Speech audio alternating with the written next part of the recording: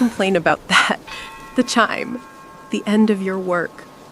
My work is never ending. My name is Ilara. In your tongue, you might call me a lavender, a laundress, a washerwoman. Here, in my own time, I am called something else. Filth, stench, piss woman. You see the ladies at the tournament, their veils white as new snow. You see the Lord in his hall, his linen tunic bright against the torchlight. You see clean. You don't see me. You don't see what clean truly costs. It doesn't cost coins, not really. It costs your skin. It costs your lungs. It costs your place among people. You want to know about laundry? You want to know how bad it really was?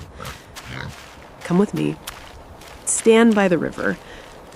But be careful. Don't stand too close. The smell, my smell, it's not for the faint of heart.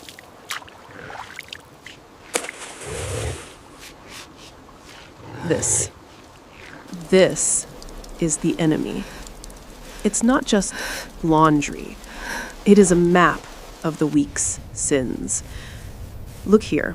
This greasy, dark stain on the Lord's doublet, that's half a boar dripping from his beard at the feast. This dark, rust-colored patch on the knight's undershirt, that's not wine. That's from the brawl in the stable yard. And this pale, yellowed map on the bed linens, that is the sweat and the seed and well, even lords are only men. And the mud, my God, the mud. Mud from the street, mud from the hunt, mud from the privy. Our world is made of mud, and it all ends up here, in my pile. Your machine has its powders, its sweet-smelling liquids, its pods of magic. I have this.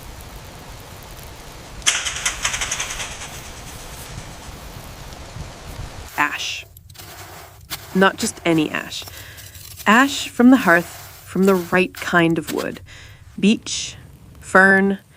We burn it, we collect it, and we pray it's strong enough. This ash is the beginning of lye. Lye is potassium hydroxide. When water is filtered through hardwood ash, it creates a powerful alkaline solution. This caustic liquid is extremely effective at breaking down fats and oils, a process called saponification. It literally turns the grease into a primitive, water-soluble soap, but it is highly corrosive to human tissue. You know this word, perhaps. You think soap. Soap is a luxury. Lye is a weapon. We soak the heaviest stains in this liquid fire. It eats the grease. It eats the grime. It also eats the fabric. You leave it too long, you'll have a hole instead of a stain. A hole means a beating, or no pay, which is worse. And of course, it eats me. Look at my hands. Go on. Look. They are not the hands of a woman my age. I am 23. These are the hands of a crone. The skin is cracked, red, weeping. The lye burns in fissure so deep I can see the pink of new flesh underneath. In the winter, the cracks freeze. They split open. They bleed into the very clothes I try to clean. I am a sacrifice. My hands are the price for that night's clean shirt. But the lie is not the worst, not even close. The worst is the secret to white. The lady of the manor, she demands her veils be as white as a dove. The priest, his robes as pure as the host. Purity. Purity smells like piss.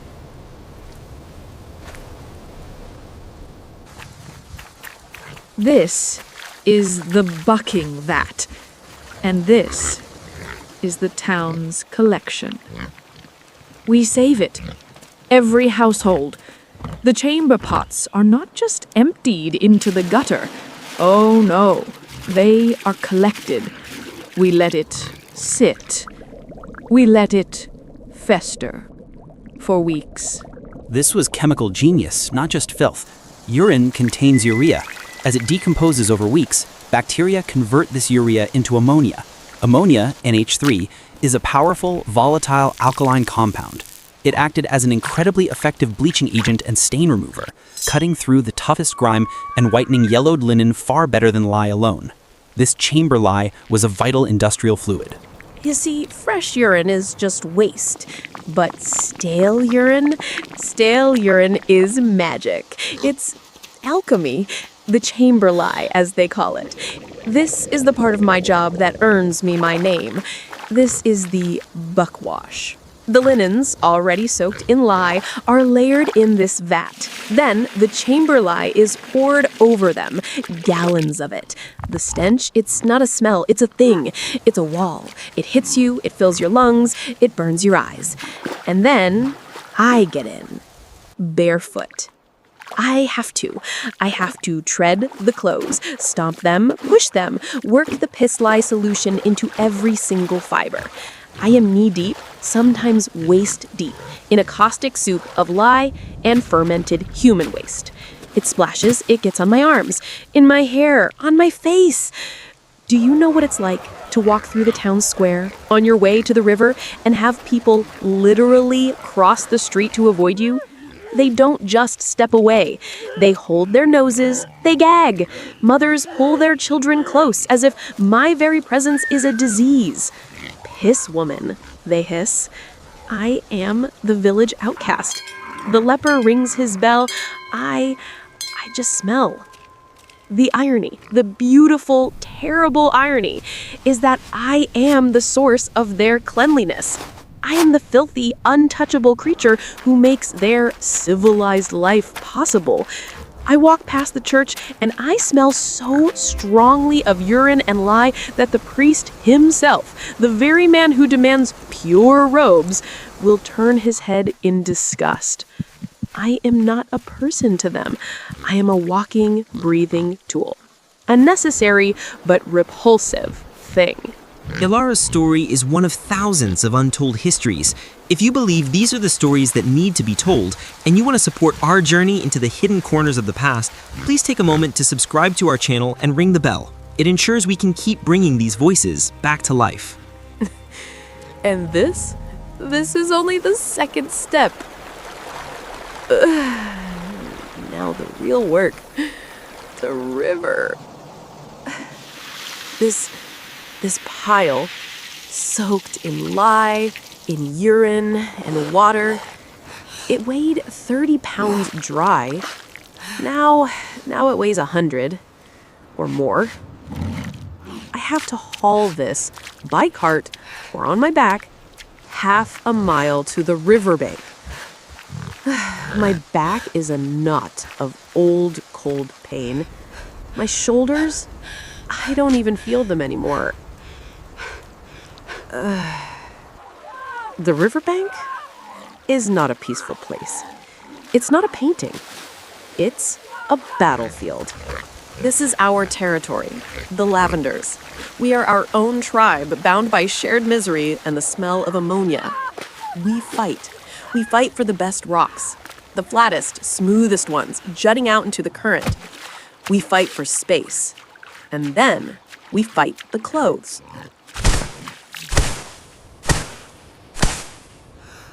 This is the bat, a washing beetle, a heavy, flat paddle of wood. This is how we rinse. You can't just dip it. The lye, the urine, the filth, it's trapped deep in the fibers. You have to beat it out. You lay the garment on the rock, and you strike it. The lye, the piss, the Lord's grease, the night's blood. It's an act of violence. My arms, my back, my shoulders, screaming. For hours, I beat the cloth until my hands are numb and my ears are ringing. All the while, the river. The medieval river was a public utility and an open sewer. With no concept of germ theory, a single body of water was used for drinking, washing clothes, and disposing of industrial and human waste. Tanners, butchers, and dyers dumped toxic chemicals and offal upstream, while human latrines often emptied directly into the same current.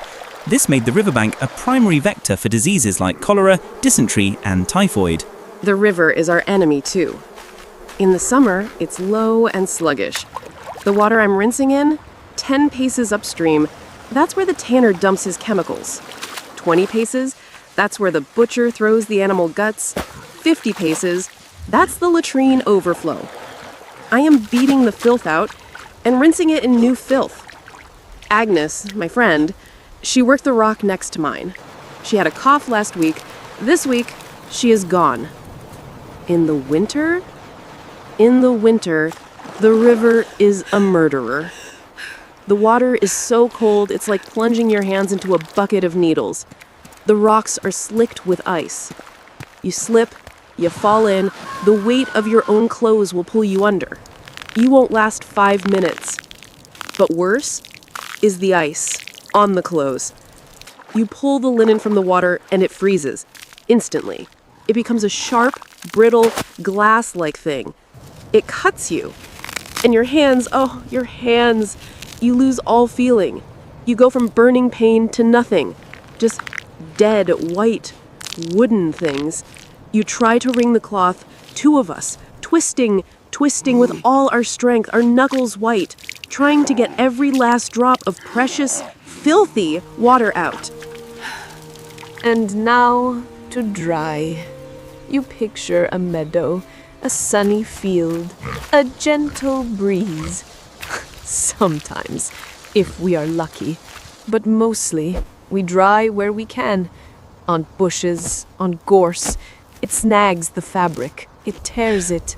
Another mistake, another beating. Insects lay their eggs in the damp folds. Birds do what they do. Or we dry inside, near the kitchen fire. And what does it smell like? Smoke. I spend 3 days. I ruin my hands with lye. I soak myself in urine. I freeze myself at the river. I break my back with the beetle, all to deliver a final garment that smells like a smoked herring. And theft. There is always theft. A clean tunic is valuable. There are men who watch us, who wait. You turn your back for a second, and a week's work is gone. And do you think the Lord believes you? You say, it was stolen. He just sees a clumsy, stupid piss woman who lost his property. One last insult. The finish. You have your iron, a hot metal thing. I have a rock, a slick stone, a smooth piece of glass or polished granite. I rub it back and forth on the dry, stiff linen, trying to work a shine into it, trying to smooth the wrinkles.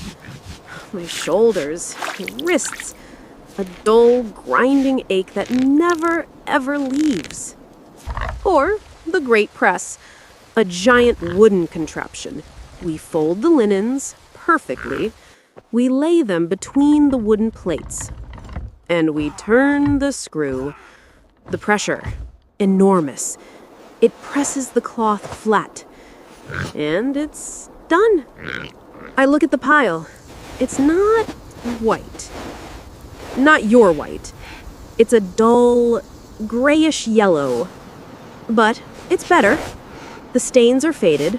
The blood is gone. The grease is a ghost. And the smell. It smells of wood smoke, of lye, and, if you get very close, a faint, sharp, acrid tang, the ghost of the vat. But it is clean. It is clean enough for the Lord.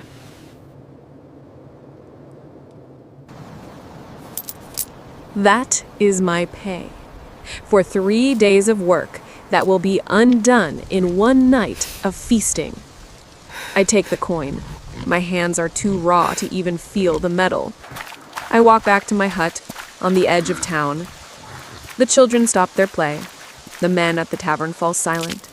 They watch me pass. I am Ilara, the piss woman, the one who makes them clean, the one they will never, ever touch.